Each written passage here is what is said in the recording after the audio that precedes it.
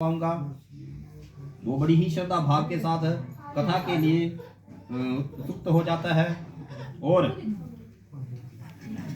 अपने श्रद्धा भाव के साथ कथा के लिए सभी अपने परिवार सहित लोगों को इकट्ठा करता है और धनवान धनी जहाँ पर रहते हैं लोग उसी नगरी की ओर जाता है। उन गठर को लेकर के उस गठर का दाम उसको पहले दिनों चौगुना फल धन मिलता है। अधिक प्रसन्न होकर भगवान की जो सामग्री फल दुग्ध दही प्रसाद साठी का चूर्ण लेकर के आता है और अपने परिवार सहित अपने गांव सहित सत्यनारायण जी भगवान की उत्तम कथा करता है, जिससे भगवान प्रसन्न हो जाते हैं और उसे भी मनोवांछित फल की इच्छा प्राप्त होती है। वो भी हर महीने में सत्यनारायण भगवान की कथा को शुरू करता है। ये अध्याय द्वितीय भगवान सत्यनारायण जी का पूर्ण होता है। तृतीय अध्याय यहाँ पर प्रारंभ होता है। सभी फूली चढ़ायो तृतीयाध्याय प्रारंभ होते हैं। सुनियो वीर हनुमान रामा, सुनियो वीर हनुमान राम लक्ष्मण जानकी सदा करो कल्याण। सियावर राम जय जय राम, सभी के मन बसियो सीताराम। कहते एक नाथ सूत महाराज की कथा सुनाते हैं। उनका मुख्य नाम का बुद्धिमान राजा था, सत्य वक्ता था, इंद्रियां अपने वश में की थी। प्रतिदिन देव स्थानों में जाता, गरीबों को धन देकर उन्हीं के कष्टों को दूर करता था। उसकी पत्नी एक मुख वाली सती साध भी स्त्री थी। जबकि एक भद्रशिला नदी के तट पर न सत्यनारायण भगवान की उन्होंने कथा रखी, पूजन रखा, तब एक साधु वैश्य उस नाव से गुजर रहा था। उस नदी के किनारे से अचानक राजन के पास की नजर पड़ती है, तो नाव को किनारे पर रोक करके राजन के पास जाता है। बिना गुरु पूछता कि राजन जी ये कौन सी पूजा आदि कर रहे हो, किस लिए कर रहे हो? तो राजन कहते हैं घर में संतान नहीं है, उसकी प्राप्ति के लिए मैं सत्यनारायण कथा करवा रहा हूँ।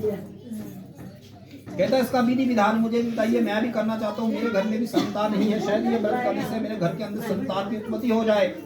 सारा विधान सुन लेता है राजन से और संकल्प सुखन कर लेता है कि जब मेरे घर में संतान की प्राप्ति होगी तो मैं ये व्रत अवश्य अपने घर के अंदर करूंगा।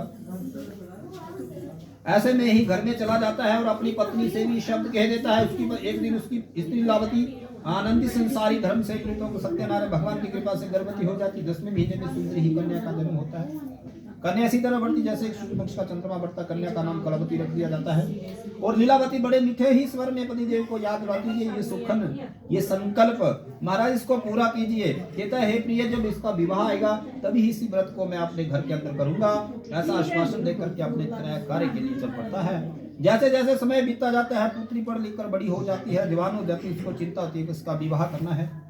एक सहयोगी बालिक पुत्र से उस पुत्री का विवाह जो है वो रचा देता है, किंतु दुर्भाग्यवश बात ये होती है कि विवाह के समय भी सत्यनारायण भगवान के इस जो है कथा को भूल जाता है। ना वो आरती करता, ना वो कथा करता है, जिससे भगवान रुष्ट हो जाते हैं कि तेरे जो आने का जीवन है आगे का, उसमें काफी दारुण दुख प्राप्त होगा। किसी राजा के राज्य में इसे व्यापार कार्य के लिए चल पड़ता है।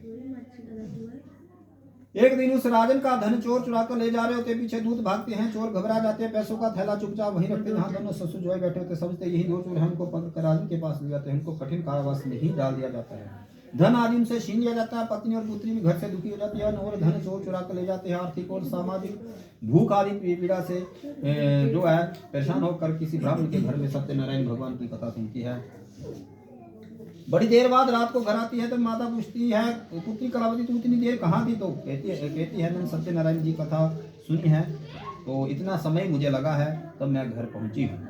यह माते हम भी इस व्रत को करें तो भगवान हमारा भी प्राप्त क्षमा करें। तो बड़ी सी उस श्रद्धा भाव के साथ इस व्रत को करती है और करने के ही प्रांत वो भगवान जो संतुष्ट होते हैं और रात्रि में राजन को स्वप्न में दर्शन देते हैं। उन्हें दोनों वैसे जो कारागार में बंद किए हमको प्रातः छोड़ देना, नहीं तो तेरा धन पुत्र सब कुछ ये नष्ट करना। सभा वहां पर लगती है, सपना सुनाया जाता है। नए नए वस्त्र आदि भूषण देकर आदर के साथ उनको वहां से विदा करना है।